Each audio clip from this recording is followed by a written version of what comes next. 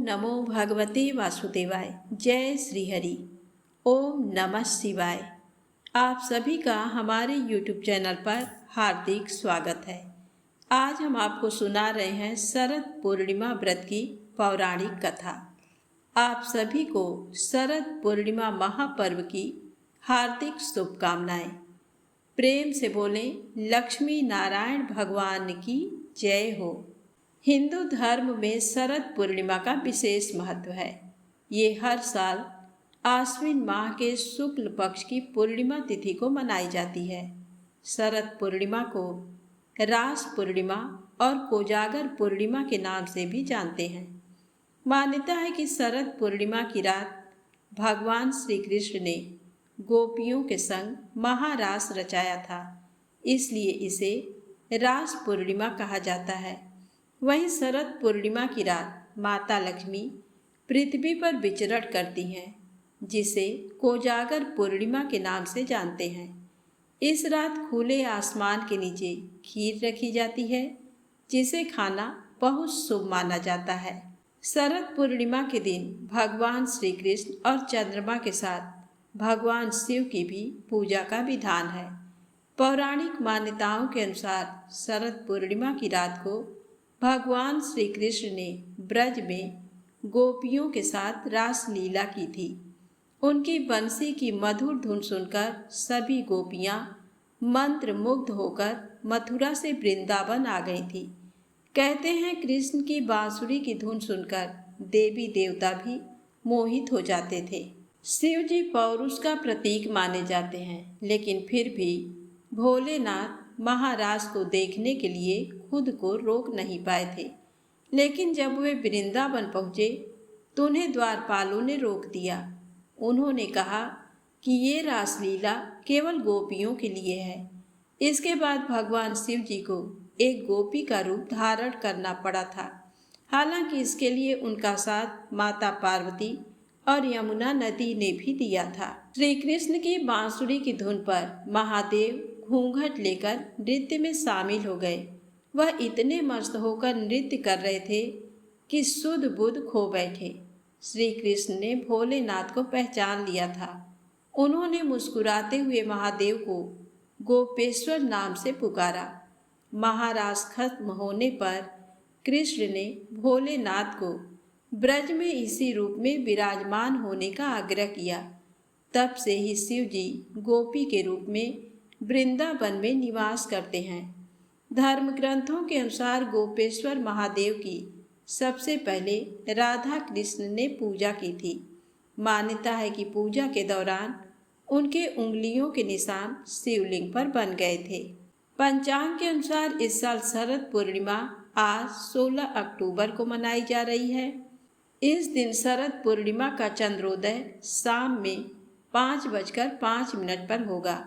शरद पूर्णिमा की रात खुले आसमान के नीचे चंद्रमा की किरणों में खीर रखते हैं। इस साल शरद पूर्णिमा पर खीर रखने का समय रात में 8:40 से है।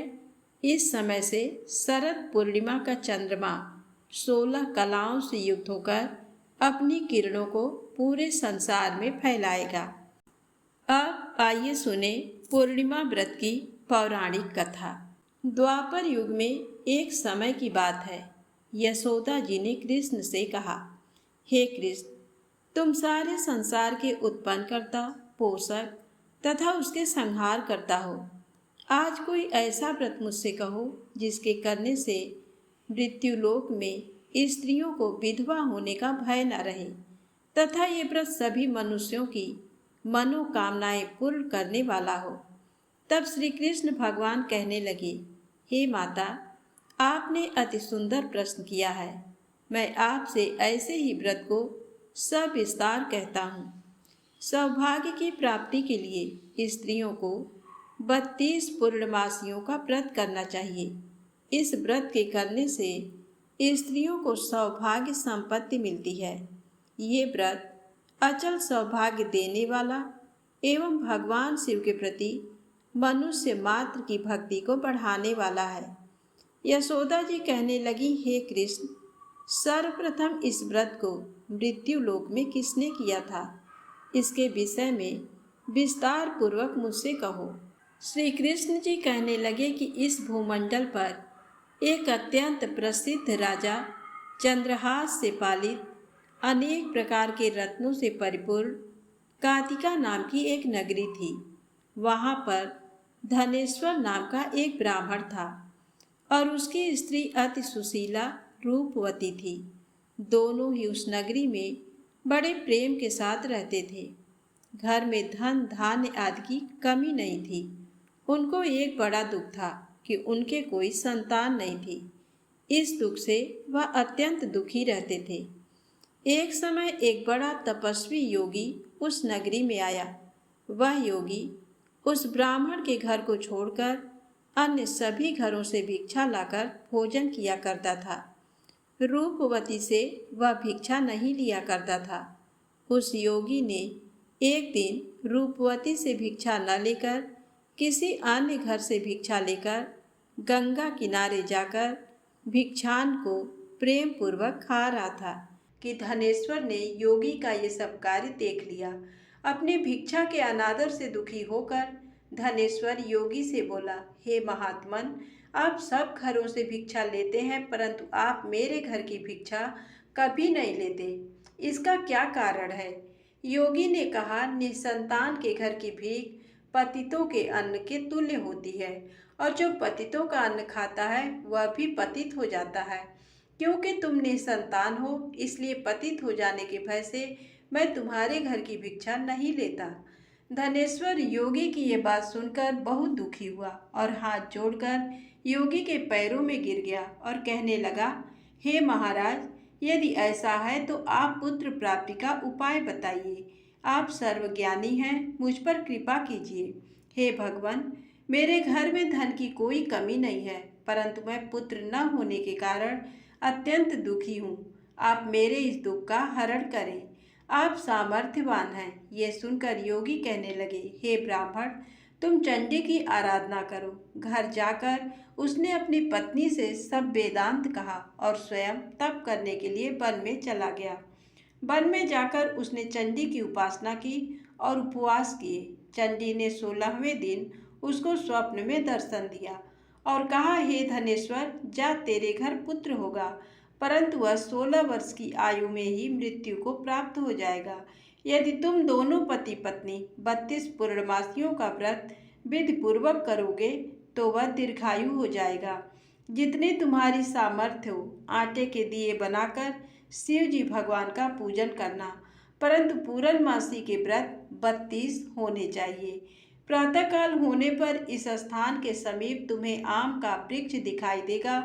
उस पर चढ़कर तुम एक फल तोड़कर शीघ्र ही अपने घर चले जाना और अपनी पत्नी से सब वेदांत कहना।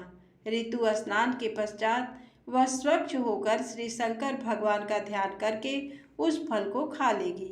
शंकर भगवान की कृपा से उसको गर्भ हो जाएगा। जब वह ब्राह्मण प्रातःकाल उठा तो उसने एक स्थान के पास ही आम का वृक्ष देखा जिस पर एक अत्यंत सुंदर आम का फल लगा हुआ था। उस ब्राह्मण ने उस आम के वृक्ष पर चढ़कर फल को तोड़ने का प्रयत्न किया परंतु वृक्ष पर कई बार प्रयत्न करने पर भी वह चढ़ नहीं पाया।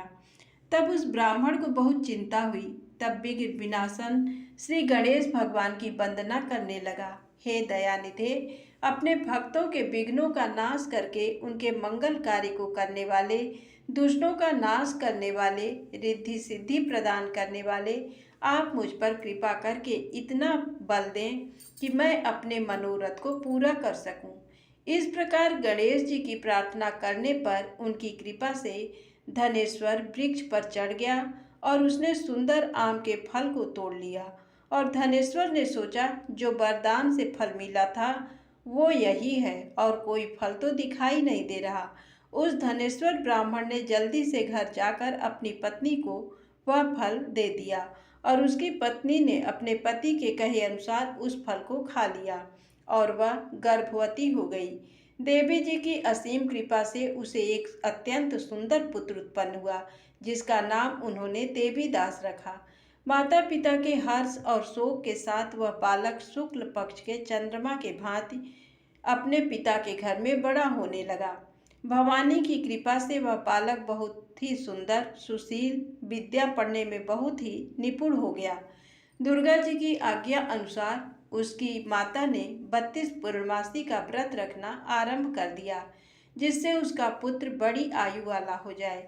16वां वर्ष लगते ही देवीदास के माता पिता को बड़ी चिंता हो गई कि कहीं उनके पुत्र की इस वर्ष मृत्यु ना हो जाए।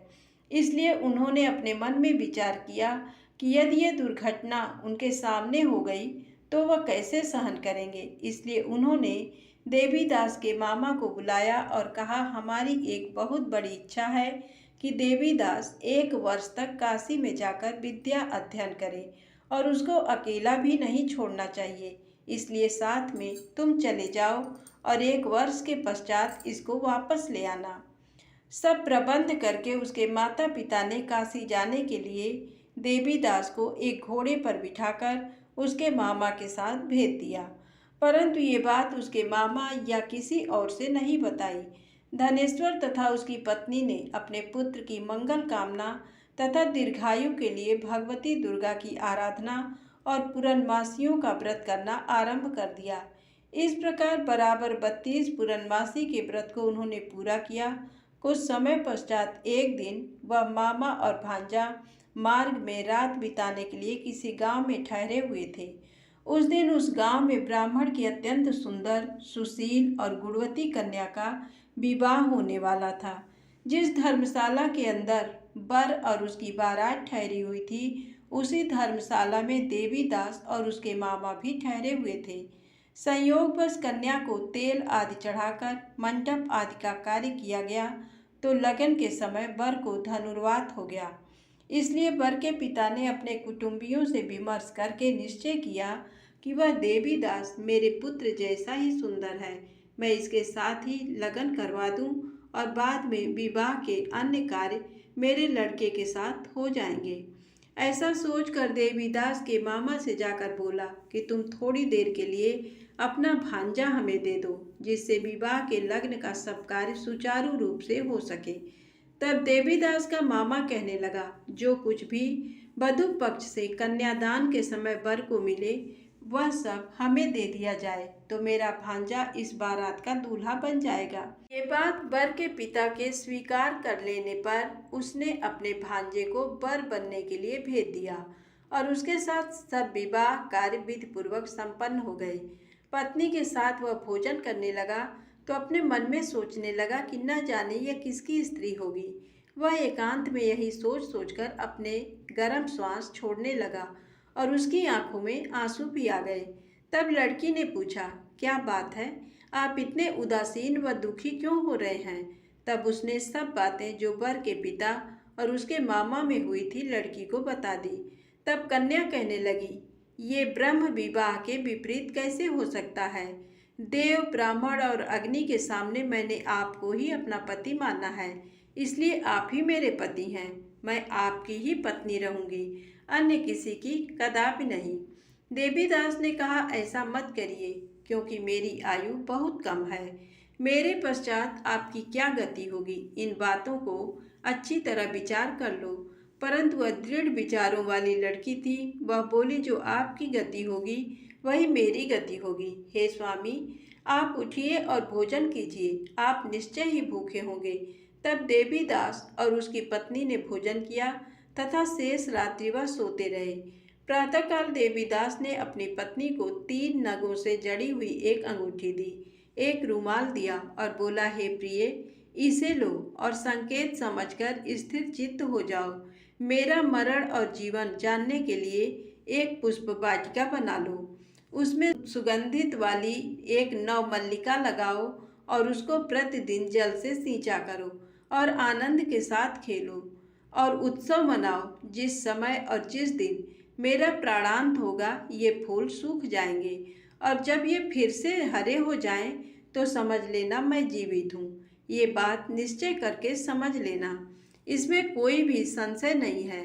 इतना कहकर देवीदास वहाँ से चला गया। प्रातःकाल होते ही वहाँ पर गाजे बाजे बजने लगे और जिस समय विवाह कार्य समाप्त करने के लिए वर तथा सब बाराती मंडप में आए तो कन्या ने वर को भली प्रकार से देखकर अपने पिता से कहा, ये मेरा पति नहीं है। मेरा पति वही है जिसके साथ रात्रि में मेरा पाणिग्रहण हुआ था। इसके साथ मेरा विवाह नहीं हुआ। यदि ये वही पुरुष है तो बताए कि मैंने इसको क्या दिया। वधु पक्ष और कन्या पक्ष कन्यादान के समय जो आभूषण आदि दिए गए थे वो दिखाए, तथा रात में क्या गुप्त बातें मैंने इनसे कही वह सब सुनाई। पिता ने उसके कहे अनुसार वर को बुलाया। कन्या की ये सब बातें सुनकर वह कहने लगा, मैं कुछ भी नहीं जानता। इसके पश्चात लज्जित होकर वह अपना समूह लेकर चला गया और सारी बारात भी अपमानित होकर वहां से लौट गई। भगवान श्री कृष्ण बोले, हे माता, इस प्रकार देवीदास काशी विद्याधन के लिए चला गया। जब कुछ समय बीत गया तो काल से प्रेरित होकर एक सर्प रात्रि के समय उसको डसने के लिए वहां पर आया। उस विषधर के प्रभाव से उसके शयन का स्थान चारों ओर से विष की ज्वाला से विषैला हो गया, परंतु व्रत के प्रभाव से उसको काट नहीं पाया, क्योंकि पहले ही उसकी माता ने 32 पूर्णमासी का व्रत रखा था। इसके बाद स्वयं काल वहां आया और उसके शरीर से प्राणों को निकालने का प्रयत्न करने लगा, जिससे वह मूर्छित होकर पृथ्वी पर गिर गया। उसी समय माता पार्वती के साथ भगवान शंकर वहां आ गए। उसको मूर्छित दशा में देखकर माता पार्वती जी ने शंकर जी से प्रार्थना की, हे महाराज, इस बालक की माता ने पहले ही 32 पूर्णिमा का व्रत पूरा किया था, जिसके प्रभाव से आप इसको प्राणदान दें। भवानी के कहने पर भक्त वत्सल भगवान शिव जी ने उसको प्राणदान दे दिया। इस व्रत के प्रभाव से काल को भी पीछे हटना पड़ा और देवीदास स्वस्थ होकर बैठ गया।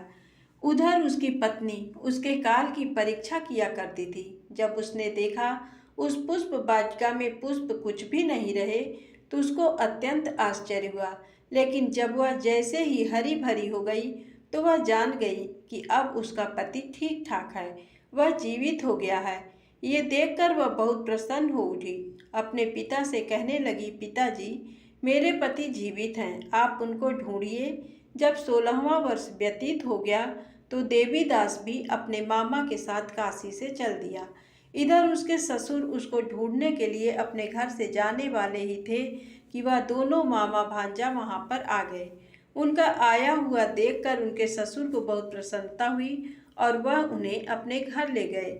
उस समय नगर के निवासी भी वहां इकट्ठे हो गए और सबने निश्चय किया कि अवश्य ही इसी बालक के साथ कन्या का विवाह हुआ था।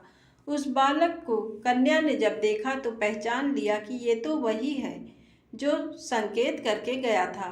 तब इसके उपरांत सब कहने लगे, भला हुआ ये आ गया, और सब नगरवासियों ने आनंद मनाया।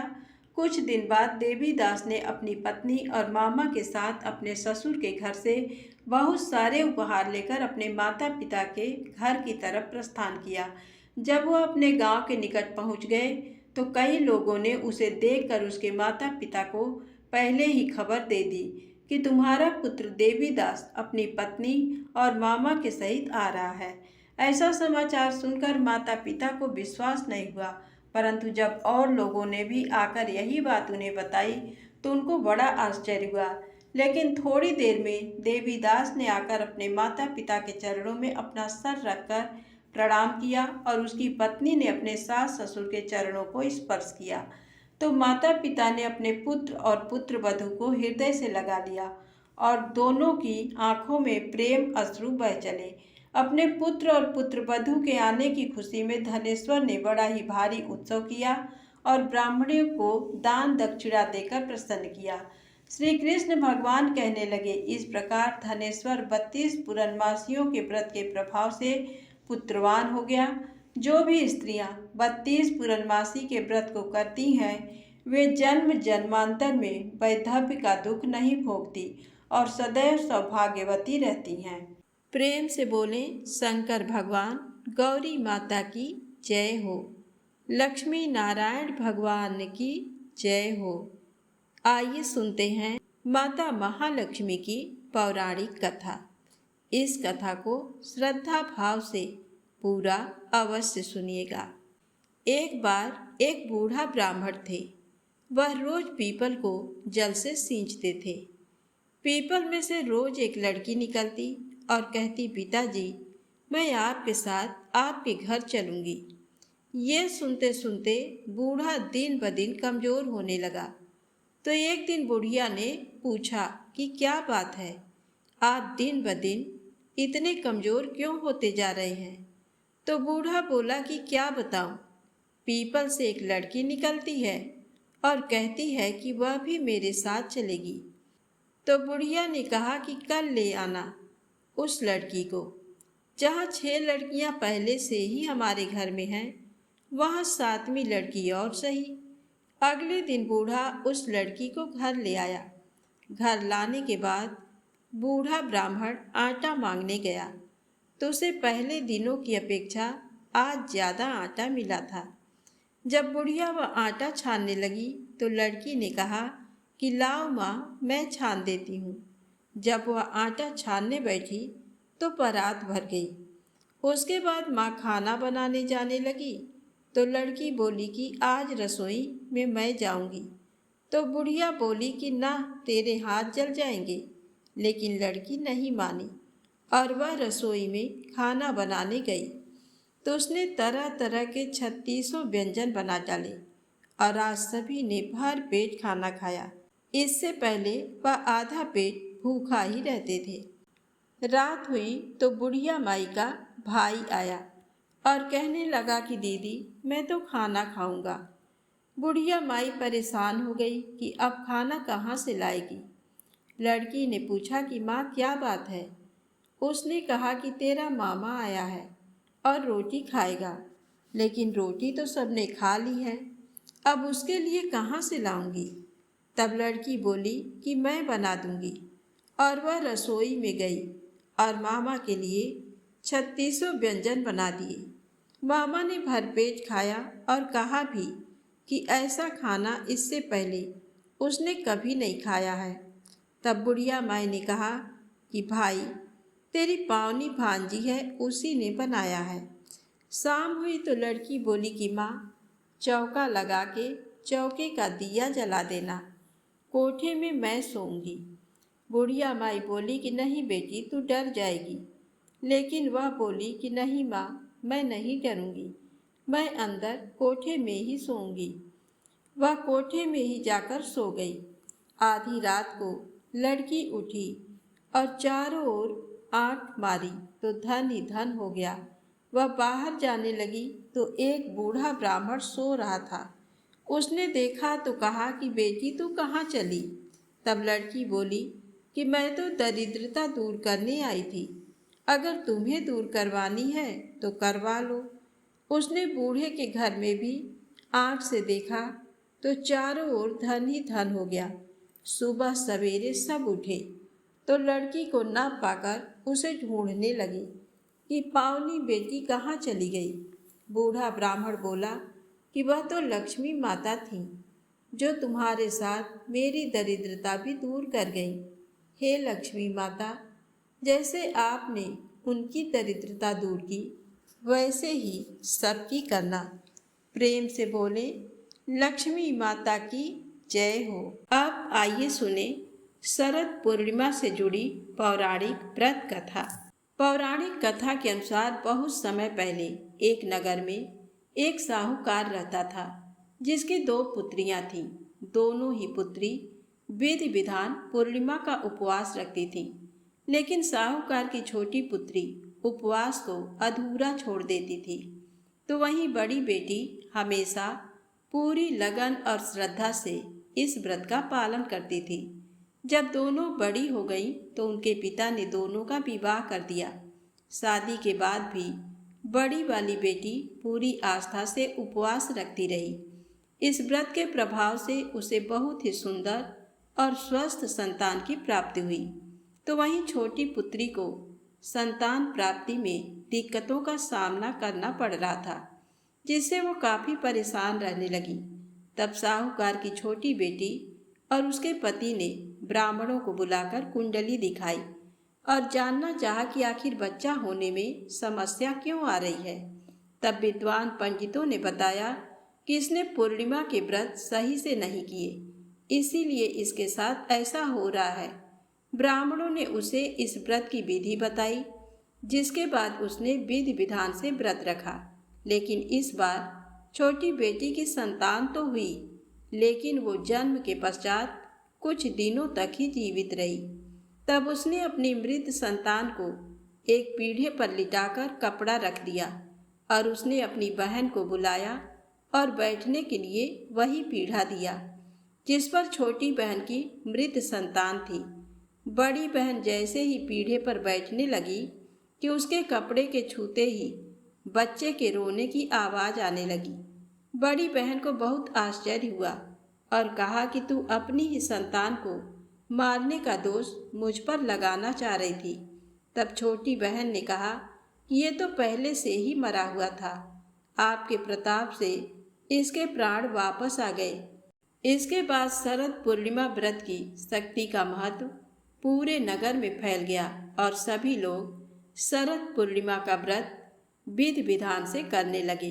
प्रेम से बोले लक्ष्मी नारायण भगवान की जय हो। यदि आपको ये कथाएं अच्छी लगे तो कृपया लाइक अवश्य करें, चैनल को सब्सक्राइब करें, ज़्यादा से ज़्यादा शेयर करें। जय माता दी, जय भोलेनाथ।